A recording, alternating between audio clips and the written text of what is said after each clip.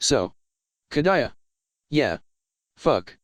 Well, we were always fucked to some degree, but I didn't think I'd live to see things get this bad. 221. Don't give someone a gun so they can do it themselves. You may think you're being noble. You found a deserter, a traitor, or just a plain old heretic. They ask you to give them a gun so that they can be the ones who end their own life. You pat yourself on the back, think that you may be stern, but at least you have a good heart.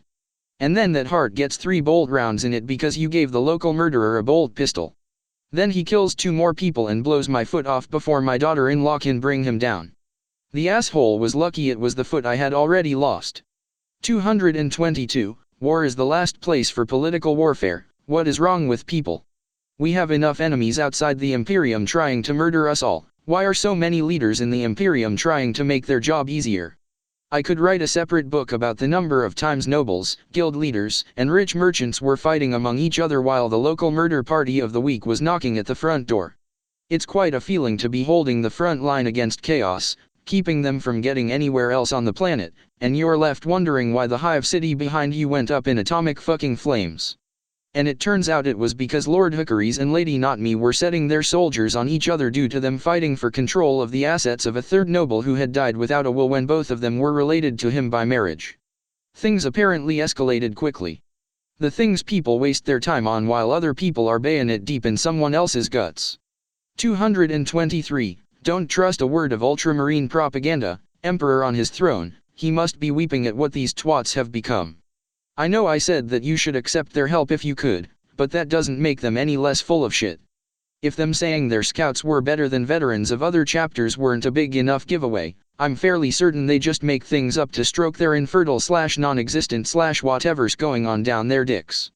Hell, it's so bad, I honestly didn't think that Gilliman had returned until I had an inquisitor swear it to me. Well, I was in the crowd that she was swearing it to. Still, I'd recommend healthy skepticism, because thinking 10 ultratwits can turn back a million Eldar is what gets people to make suicidal frontal charges. Suicidal charges that even Cato isn't stupid enough to take. Also yeah, Gilliman is back. Some good news for a change. Also apparently he made a deal with some sort of dark angel, just remember 12. 224, Necrons are not your friends. Why the fuck do people think this is possible?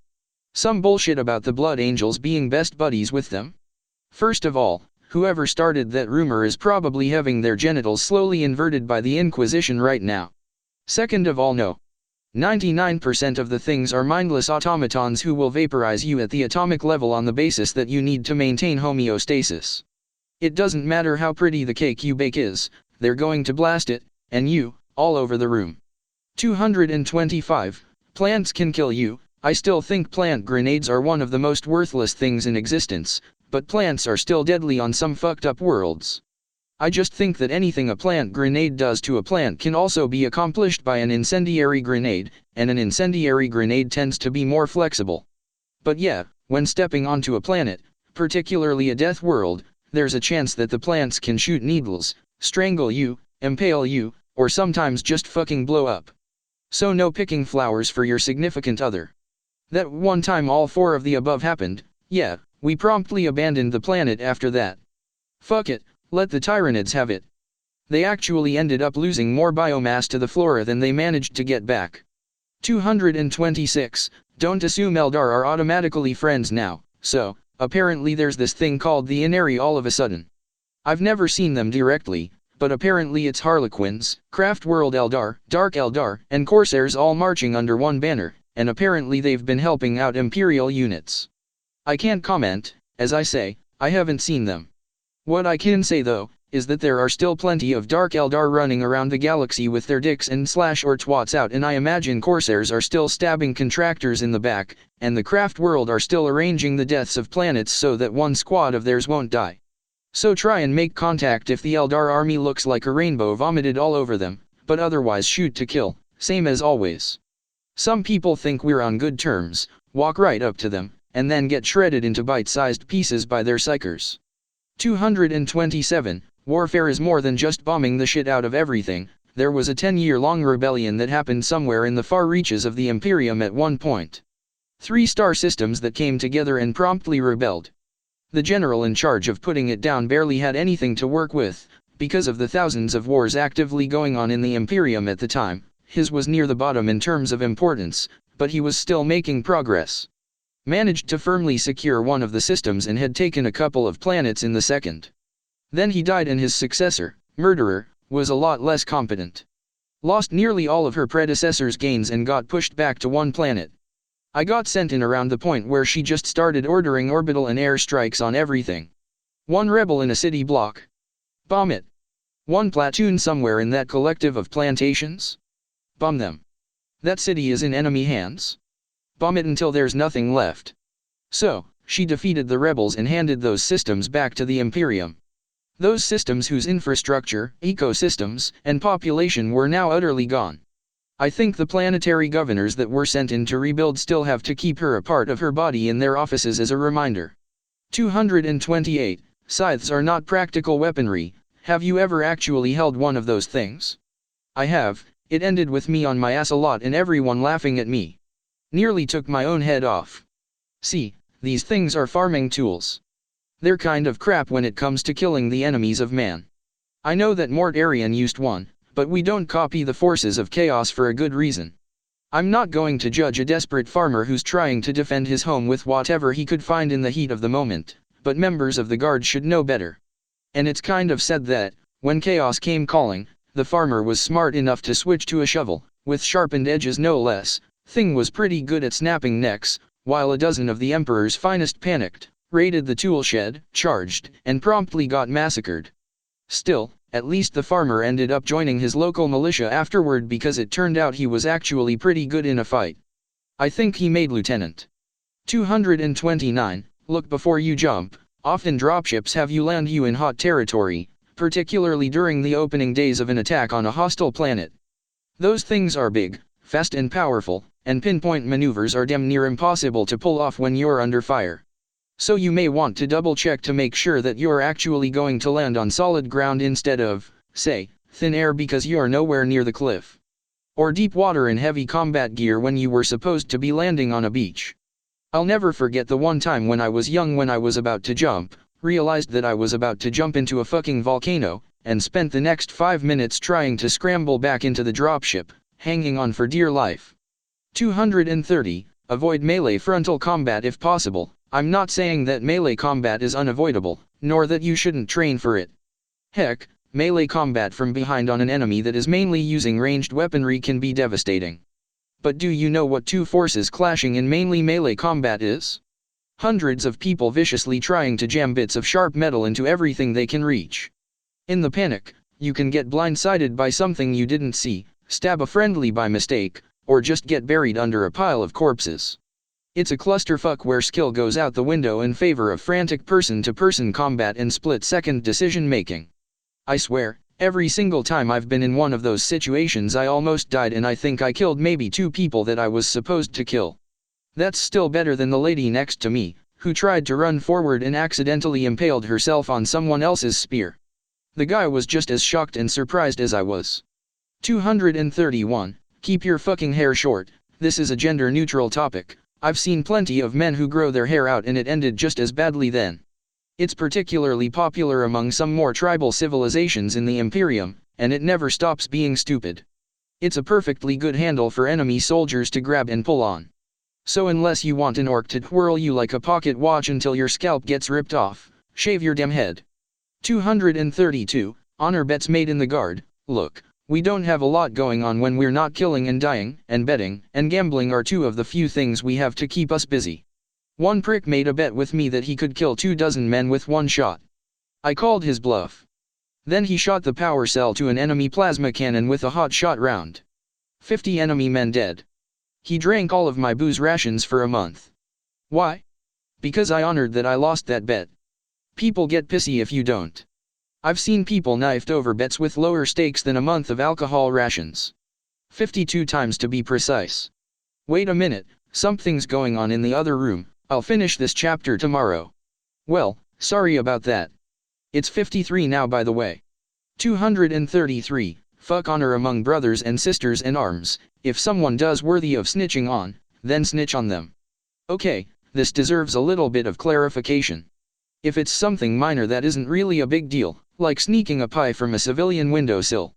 However, if someone in your unit is a murderer who slit the throat of a civilian, then you fucking report them.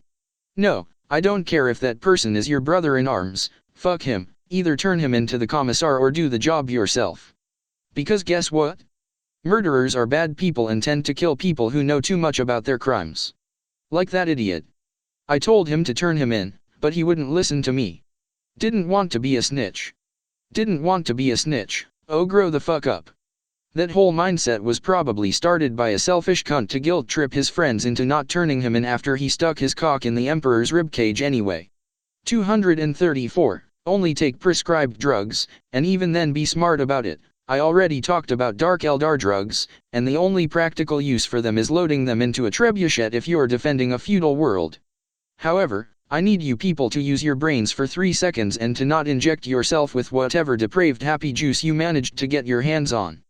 This includes Trank, Obscura, Grinweed, Spook, Gladstones, Frenzin, Psychon, Spur, Fury, Somna, Opiatics and Calma. Yes, these are all real. Some are illegal, some are combat stimulants, and you should be taking none of them unless you have to. If you need to scratch an itch, smoke a fucking Lahostic. Yeah, it'll kill you, but only decades down the line and if you smoke them obsessively, so at least you won't get other people killed. 235. Once again, no writing heretical texts about the Primarches, even if they're traitors. Look, I know all 9 of the traitor Primarches need to die in a fire, but this is getting absurd. Now I'm getting some word about how there's a rumor that Fulgrim was anally penetrated as part of a torture session. Now look, we need to have standards, even if it is Fulgrim we can't. Oh, I have just been informed that that did actually happen. Oh, what the fuck is wrong with this galaxy? 236. Do not believe the latest Imperial propaganda campaign, Emperor's Balls. I know the historical revision unit is lousy at the best of times, but this is a new low. Apparently it was penned by someone called C.S, something or other. It was mainly in regards to Eldar and Emperor's mummified testicles. It was idiotic. It included such gems as a fire prism being disabled by rocks. I have seen them take a direct blast from a Lehman Russ executioner and keep going. Fire warriors not being able to punch through a shitty barricade. One shot at me when I was on the other side of a fortress wall and I was in the hospital for months with 3rd-degree burns afterward, and them being killed with sharp sticks. Just fucking no. Also, it got really creepy. I have no love for Zeno and think the Eldar are twats, but there was a deeply detailed description of one being tortured to death that made me queasy. We're not Slaanesh cultists for fuck's sake, we have standards. If you aren't interrogating an alien for information, just put a lost bolt in their head and call it a day. And underestimating the Eldar the way CS What's His Face did is a quick way to get vaporized. Also, according to him Tyranids make donkey-like noises. Fucking what? 237. Stop spreading bullshit about Chifaz Kane. So some people have been suggesting that Chifaz Kane is secretly a coward. Ha ha ha ha ha. Ha ha ha ha ha. Ha. Ha. Hey. Yeah, the guy, dueled Chaos Space Marines, survived fighting Gene Stealers and Hive Tyrants, that blew up an entire Necron Tomb world, is a coward. Yeah. Good one. I'd recommend you drop this one, guys. His girlfriend is an Inquisitor. I don't think she'd appreciate you spreading this bullshit about him. 238. Suicide is a last resort only. I know plenty of people say you should save the last shot for yourself when it comes to fighting Dark Eldar and Slaanesh. This is true, but the key part of that sentence is last shot. You're supposed to fight as long as you can first, only turning the gun on yourself at the last moment, when all hope is lost, to avoid a fate worse than death. Not before then. Jumping the gun leads to stupid moments like when there's an explosion at the center of our base. We think the Dark Eldar have finally cracked out defenses, and 100 people form and carry out a suicide pact before it turns out that one of the reactors was just faulty. It was premature, to say the least. 239. Make sure your disguises don't suck. Infiltration is something that's semi-common in the Imperium, although it tends to take a backseat to all-out invasions. That being said, when you do end up doing it, put a little bit of fucking work into it. Don't go into a mob of chaos soldiers and loudly talk about heretics. That never ends well.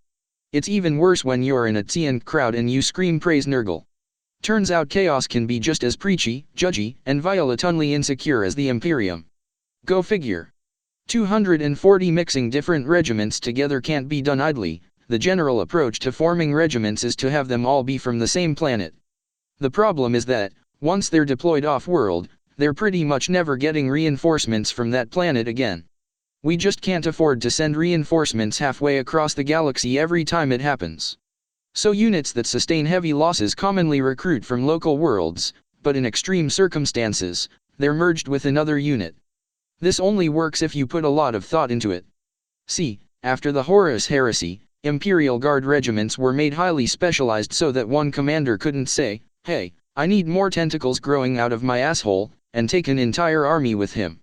As such, most regiments are good for one role and that's it. We can't really slap heavy infantry in with guerrilla fighters and expect it to work out. Either the heavy troops are going to hang a bright neon sign over the others that say, "Shoot here," or the guerrilla fighters will be meat shields, low-quality ones at that. Now if the heavy infantry had been paired up with, say, a tank regiment, that would have been a nice combo.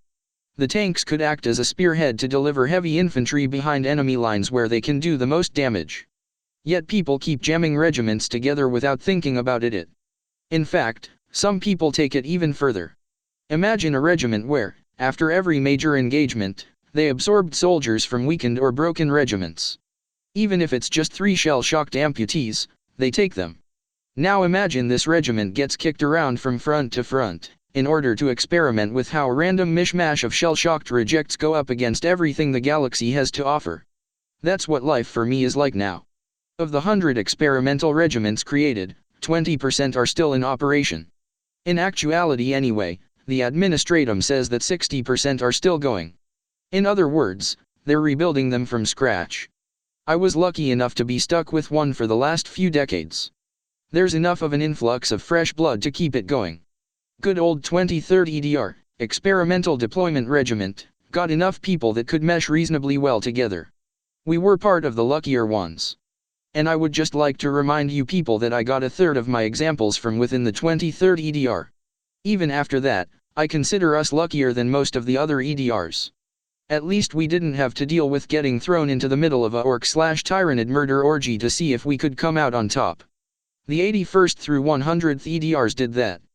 They never came back.